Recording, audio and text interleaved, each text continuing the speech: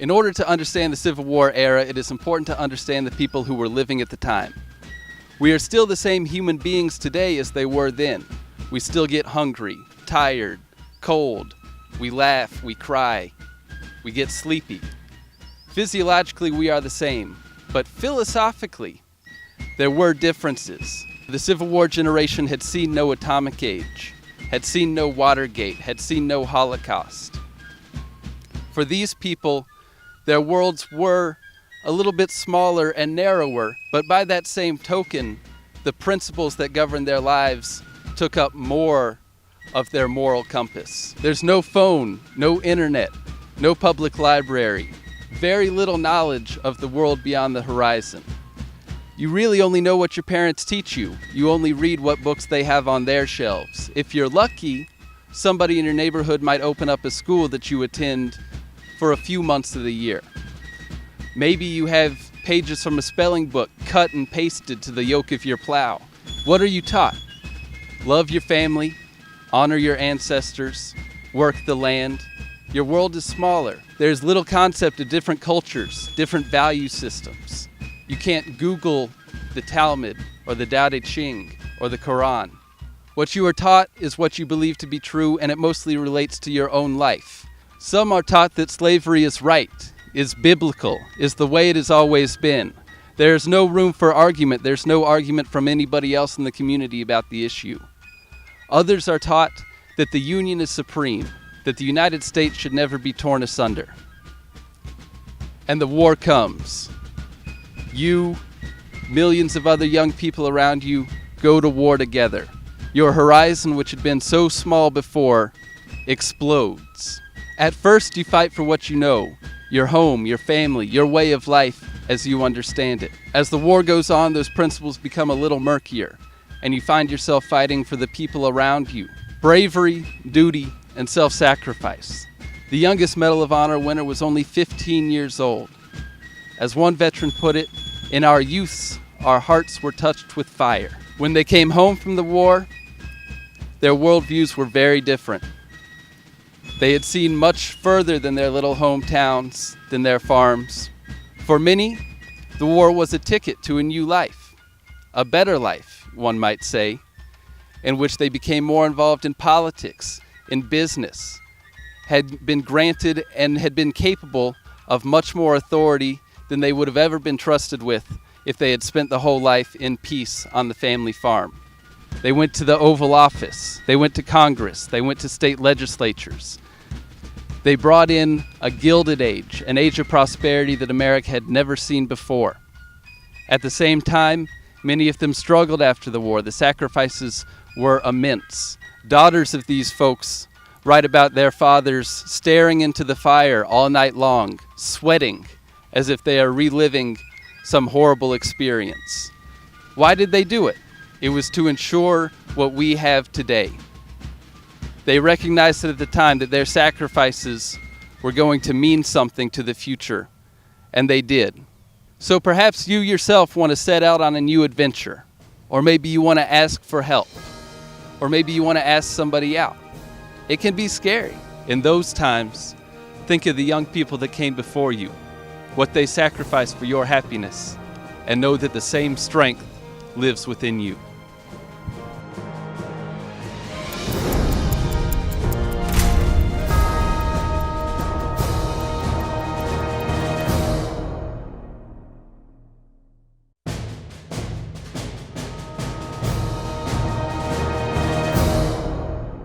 We are here at the historic Danville Rail Bridge that connected Richmond and Danville during the Civil War. This bridge was built in 1848, coming around the same time that most railroads were coming into popularity in the United States. Railroads allowed the transportation of goods over very long distances without having to worry about horse flesh or mules or anything like that. You could load a train with lots of cargo and send it a very long way. As such, they became vital strategic arteries for the armies of the Civil War. The armies would move along the railroads, they would be supplied by railroad, and the capture of railroad hubs like here in Danville was a top strategic priority for both sides during the war.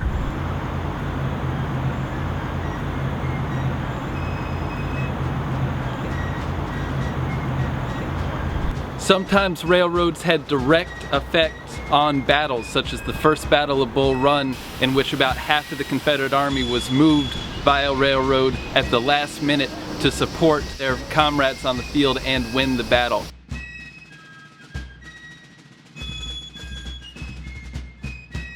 Now, there were other complications.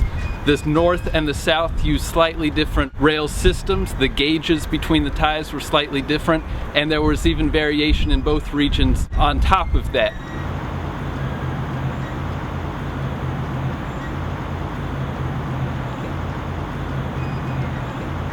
The rail agents would have to coordinate with the top brass of both armies to make sure that they had enough cars, enough engines, and enough track to get soldiers and supplies from place to place.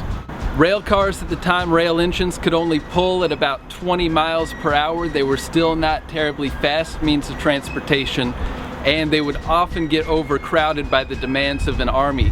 There are many descriptions of soldiers riding on top of the train cars while they're on campaign because there's no more room in the cars themselves, of soldiers tearing the sidings off of train cars so that they can get some ventilation because they're put in places that are normally reserved for wheat or pigs. There's some great stories of Southern soldiers riding on top of rail cars and shouting at all the women as they went by, and the men in the cars below also shouting at them, because a good rebel can't hear somebody hallooing without hallooing themselves. If you want to study the Civil War, you have to be aware of the railroads. The strategic map of the battles of the Civil War will be along the rail arteries of the country.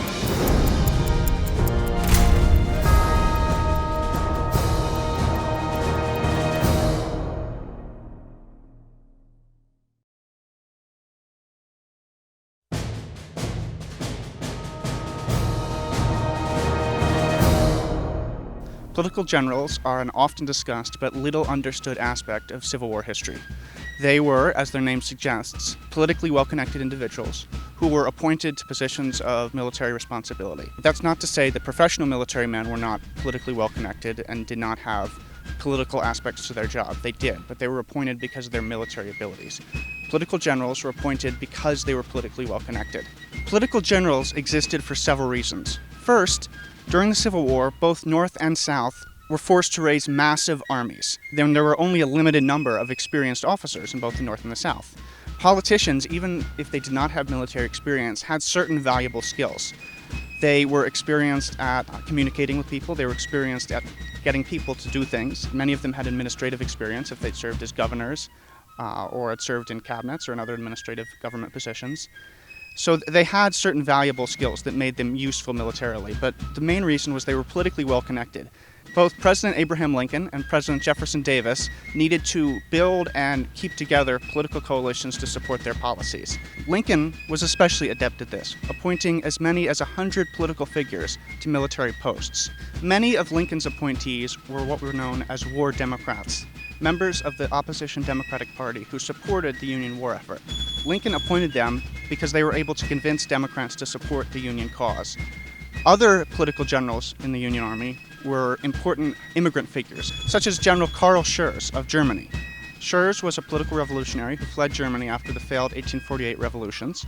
He was an important figure in the Republican Party and a popular figure in the German immigrant community. He was able to convince many German immigrants to support the Union cause and join the Union Army. In fact, many of the political generals' most valuable contribution to the war effort on both sides was in recruiting soldiers to fill the ranks. Another famous political general, perhaps the most notorious, was Benjamin Butler of Massachusetts. Butler was the quintessential political opportunist. Before the war, as late as 1860, he supported pro-slavery Democrats from the South. Very quickly, in 1861, however, he not only became a Unionist, he became a radical anti-slavery Unionist. In Maryland, he occupied Baltimore, securing the rail connection between Washington, D.C. and the rest of the North. In Virginia, he initiated the policy of accepting runaway slaves into Union lines as so-called contraband of war. Not all political generals were from the North. Jefferson Davis made use of them as well. One of the most well-known was John C. Breckinridge of Kentucky. Before the war, Breckinridge was the vice president of President James Buchanan. He ran as the nominee of the Southern Democrats in 1860. Then, even though Kentucky remained in the Union, he supported the Confederate cause. Early in the war, he served out west under Braxton Bragg. He was criticized for his performance at Stones River and at Missionary Ridge. He was transferred back east. He led a victorious Southern army at the Battle of New Market, defeating a larger Union force commanded by another political general, Franz Sigel. Another important political general was John B. Floyd. Floyd was one of the worst political generals on either side in the Civil War. Floyd commanded the Southern Army at the Battle of Fort Donelson, one of the greatest disasters for the South in the entire war.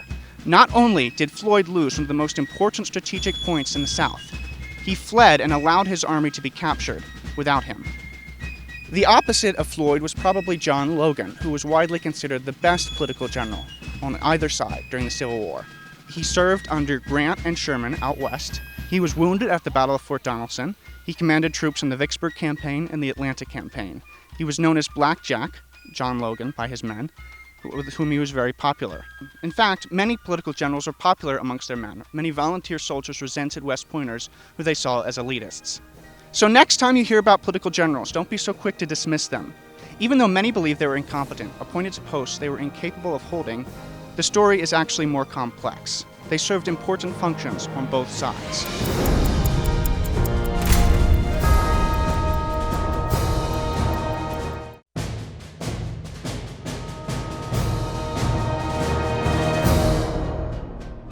There's an old saying that amateurs study tactics, but professionals study logistics. First of all, let's talk about the armies themselves. One thing you need to understand about Civil War armies is that the largest army before 1861 was 15,000 men that Winfield Scott took to Mexico City, and also that George Washington had at Yorktown in 1781. So these armies are moving and existing on a scale far larger than anything that has ever been seen in the history of the United States. One thing that you need to understand about when these armies move is that when you look at a map, it shows a neat little symbol moving from place to place. But in reality, think of these as long, snake-like columns. To use a great example, when Stonewall Jackson marched 28,000 men around Joe Hooker's flank at Chancellorsville, the head of the column passed Lee's headquarters at 7 a.m., the tail of the column passed at 11. It took 4 hours for the men to pass a single point. So that's something to keep in mind. The other thing to keep in mind is that we're not just talking about men that were moving around the battlefield. We're also talking about cannons, we're talking about cavalry, and we're talking about particularly horses and mules. And when you think about what it takes to feed these armies and to keep them going, because remember, fortune favors the bold, as long as they're not out of bread and bullets, what it takes to feed these guys also includes hay and provender for the horses. And it's not just food for the men and for their animals. It's also water. One of the quickest ways that you can reduce the combat capability of a unit is to deny them water. In the Kentucky campaign, which was fought in a very severe drought, every day of the campaign, the men on both sides started marching 1 mile less than the day before. The reason was dehydration. So dehydration sounds like a very simple thing, but it can have very profound impacts on a campaign and on a battlefield. The other thing to keep in mind is something called road space. When you think of a wagon, when you think wagon with a team of horses hitched to it, or a cannon with a team of horses hitched to it, it occupies the same amount of space on a road as a charter bus does, for example. There's an old fact that is often repeated, but people don't really think about it, is that when U.S. Grant took so much supplies into the Wilderness Campaign that if you had stretched his wagon train end to end, it would have stretched for 64 miles. Well, think about that for just a second, that the Army has to maneuver and protect this essential piece of it as it moves. Double it up on the road, and it's still 32 miles in length. Now let's talk about some campaigns where logistics really made the difference. The first, perhaps the most dramatic of all the examples, is the campaign in New Mexico when the Confederates invaded in the summer of 1862. That campaign was over when the Confederates had their wagon train captured by Union forces. And their forces completely abandoned the invasion and never went back. Some other examples that come to mind? Well, let's return to the Kentucky campaign. In September of 1862, Braxton Bragg conquered the garrison, the 4,000-man garrison at Munfordville, and was between Don Carlos Buell's army and his main supply base at Louisville. But even though Bragg was in tactically a fantastic position, his quartermasters came to him and said, "Sir, if we stay here too much longer, we will starve." And it wasn't just the food. The area had been picked clean. It was also a very severe drought. The water was drying up. And so Bragg reluctantly had to abandon the position. July 3rd, 1863, Robert E. Lee's Army in Northern Virginia had only so much ordnance left available to it to support an infantry attack. That limited the duration and size of the Confederate preparatory bombardment before Pickett's charge, but it also limited the amount that the guns could support the infantry attack. Again, sounds like a small detail, but the logistics in this case arguably made a huge, huge difference in the conduct of that attack. So when you think about these campaigns, never ever forget that they're not symbols on a map. They are men and animals that need to move, to fight, to eat, to perform to the best of their ability. And the logistics often determine the outcome of the campaign.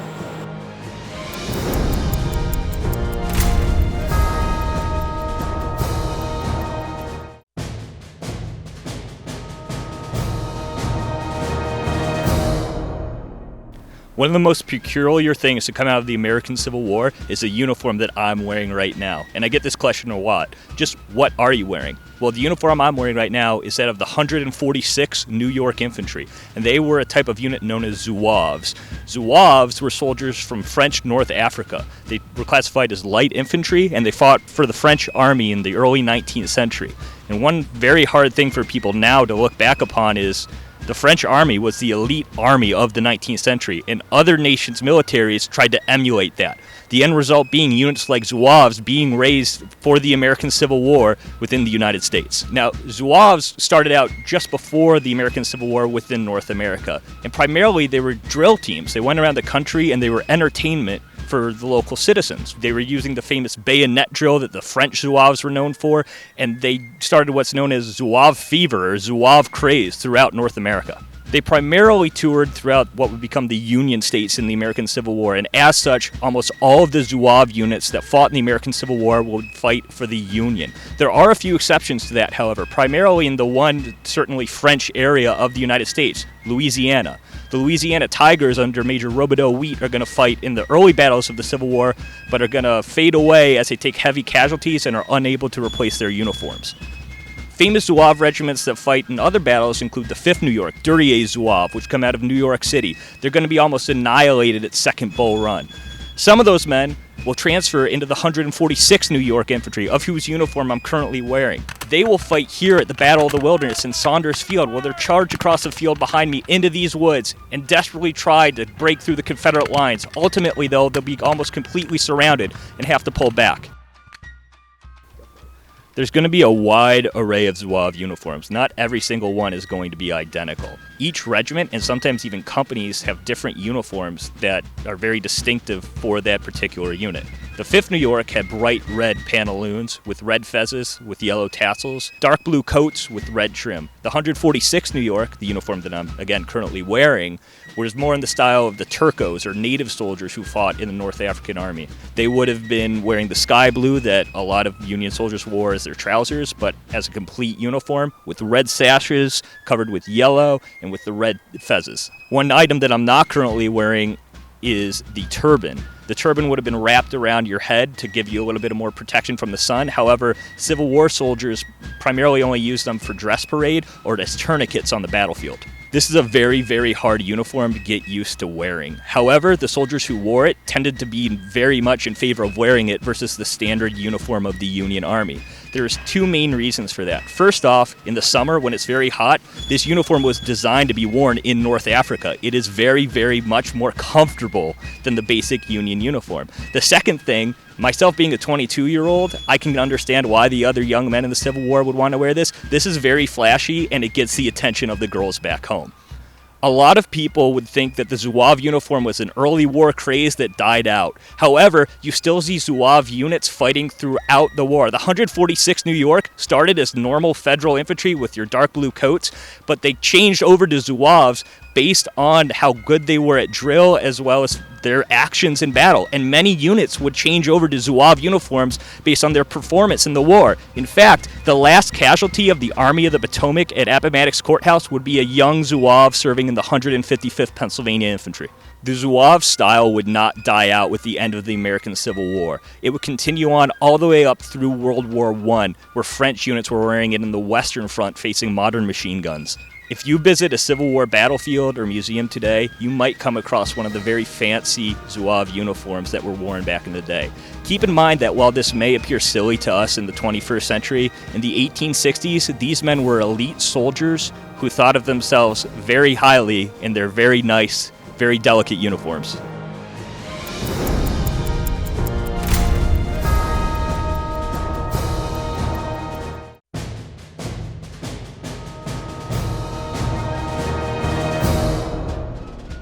Jefferson Davis is one of those folks that has an historic past, born in Fairview, Kentucky, about 175 miles, and 1 year later than Abraham Lincoln.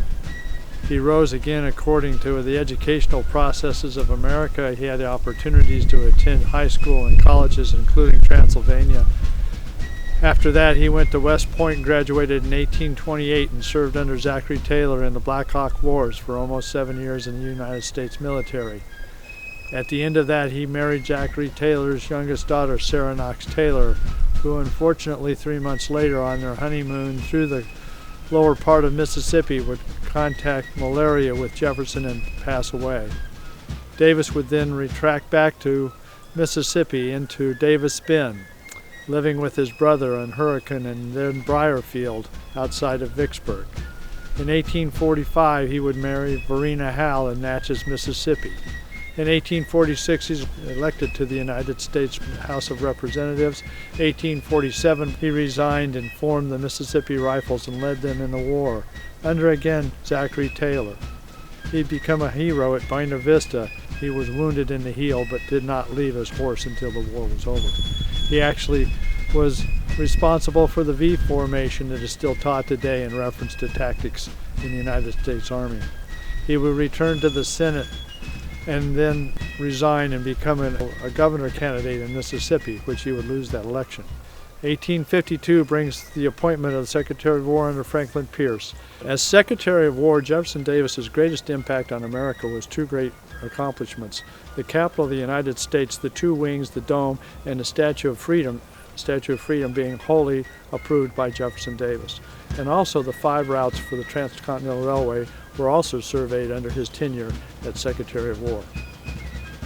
In 1861, he would resign from the Senate, become a citizen of Mississippi, and on February the 12th, he would receive the telegram which elected him the provisional president of the Confederate States of America. In that November, he would be elected. He served 4 years, moving from Montgomery to Richmond, and then the flight from Richmond came with a large 38 days within the middle of the Lincoln assassination. He would travel to Danville, Greensboro, Charlotte, Abbeville, South Carolina, Washington, and finally captured in Irwinville with his family, which he had just met up with the day before. He would end up in Fortress Monroe for 2 years of imprisonment. Finally, in 1869, he's freed on bond. He would then move to Memphis, Tennessee. He lived there from 1870 to 78. In 1878, he would move to Biloxi, Mississippi, which he would ultimately own the estate of Beauvoir, his last home. His family would be with him. His only daughter, who got married, Margaret Davis Hayes, would move to Colorado Springs in 1885. Davis died in 1889 in New Orleans. He was originally interred in Metairie Cemetery and was moved to Hollywood Cemetery in 1891. His family is all buried there. His daughter and all of his relatives are buried at Hollywood Cemetery.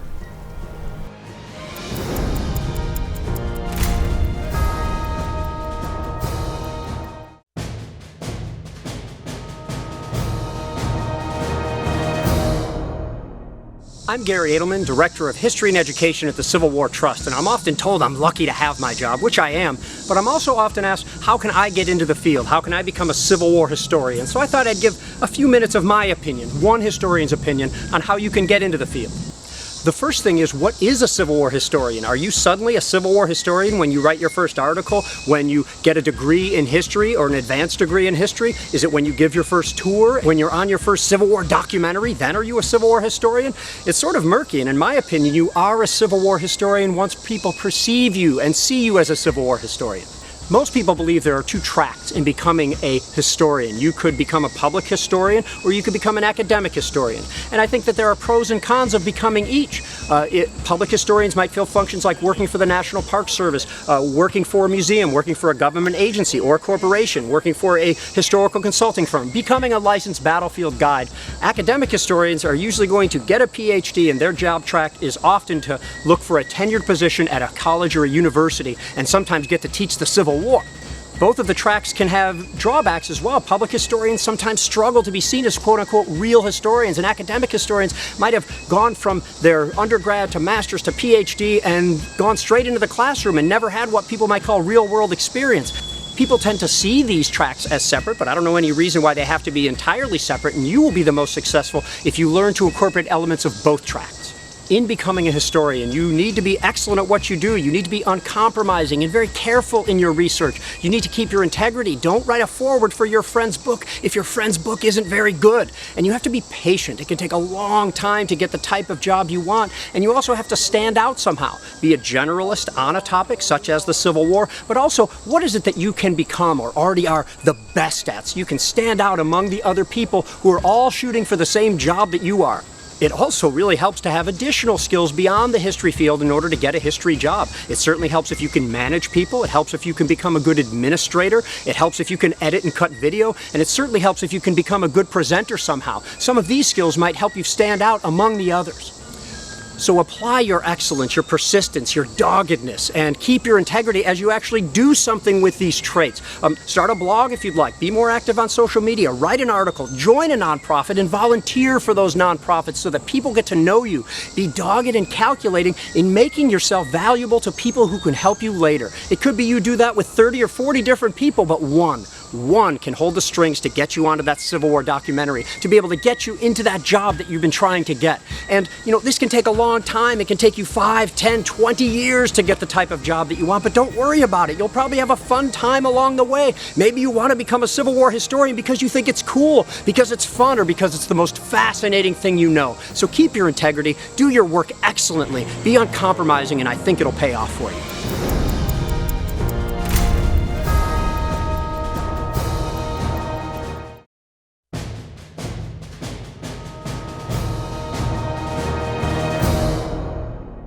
By the spring of 1863, Major General Ulysses S. Grant, in command of the Union Army of the Tennessee, was at a crossroads in his career. There was tremendous clamor in the northern press demanding that President Abraham Lincoln remove Grant as commander of the Western Army. Even members of the cabinet urged the president to replace Grant. But the president responded to those critical of Grant by saying, "I can't spare this man. He fights." Thus, by late spring, Grant, realizing that the only viable option left him was to march his army south through Louisiana from his base camps at Milliken's Bend and Young's Point and hurl his army across the mighty river somewhere below the fortress city of Vicksburg and operate against the Confederate citadel from the south and east, the area in which the Confederates would least expect them. Thus, on March the 29th, the orders were issued to begin this movement south through Louisiana, and as the soldiers slogged their way south, corduroying roads and building bridges each step of the way, the Union fleet, commanded by Rear Admiral David Dixon Porter, successfully passed by the batteries of Vicksburg in a fiery display on the evening of April the 16th, and by the end of the month had rendezvoused with Grant at Hard Times Landing, well south of Vicksburg. From that location, on April 30th and into May 1st, Grant would hurl his army across the mighty river and onto Mississippi soil, and the inland campaign to capture Vicksburg began. Over the next 17 days, in what is often referred to as the Blitzkrieg of the Vicksburg Campaign, Grant's forces would push deep into the interior of the state of Mississippi, meeting an overwhelming Confederate resistance in 5 separate actions: at Port Gibson on May 1st, Raymond on May 12th. 2 days later, they would capture the capital city of Jackson.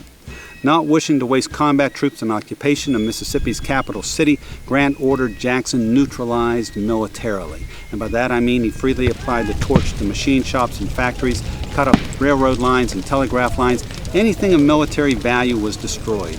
With Jackson neutralized, Grant turned west toward his objective, the fortress city of Vicksburg, and between Jackson and Vicksburg, he would again encounter Confederate forces, this time at Champion Hill on May the 16th. In the largest, bloodiest, and most decisive action of the Vicksburg campaign, Grant would drive Confederate forces led by Lieutenant General John Pemberton from the field of battle in panic and confusion. The following day, along the line of the Big Black, Grant would once again overwhelm Confederate forces and drive them back into the city's defenses. Having defeated the Confederate forces in 5 separate actions, Grant believed that those men responsible for the defense of Vicksburg were greatly demoralized and thought that a quick show of force early on would result in a speedy capitulation of the fortress city. Thus, on May 19 and again on May the 22nd, Grant would hurl his army against the city's fortifications. Although men in blue succeeded in planting their colors atop the parapets in several different areas, they would finally be checked and hurled back with heavy loss. Grant would then decide, as he put it, to outcamp the enemy and lay siege to the city. Throughout the month of May, Grant would slowly extend his lines to the left and to the right until they completely encircled the Confederate garrison in Vicksburg. Once the line of circumvallation was established, Grant's forces then began sinking approaches toward the Confederate line. 13 separate approaches would be constructed throughout the month of June by Union forces, the largest and most successful of which would be along the Jackson Road and known as Logan's Approach. On June the 25th, Union sappers would detonate a mine at the end of Logan's Approach directly beneath the 3rd Louisiana Redan, one of the powerful bastions guarding the Jackson Road entry point into the city of Vicksburg. Although the battle raged in fury for hours and the crater itself slowly filled with the dead and dying men in blue and gray, the Union forces would be denied entrance into the city that day. But by July 1st, Grant's forces had closed all along the line to within just a few yards of the Confederate fortifications. Confederate General John Pemberton, realizing that there would be no help from outside, knowing that his supplies of munitions and rations would soon be exhausted, and knowing that within just a few more days of digging, Union forces could detonate 13 separate mines underneath his fortifications, opened up negotiations with Grant for the surrender of the city. And on July the 4th, the 47th day of siege, the Union Army would march in and take possession of the fortress city that had eluded them for so long. By gaining Vicksburg in July of 1863, it would give the North undisputed control of the Mississippi River, divide the Southern Confederacy in two, and effectively seal the doom of Richmond.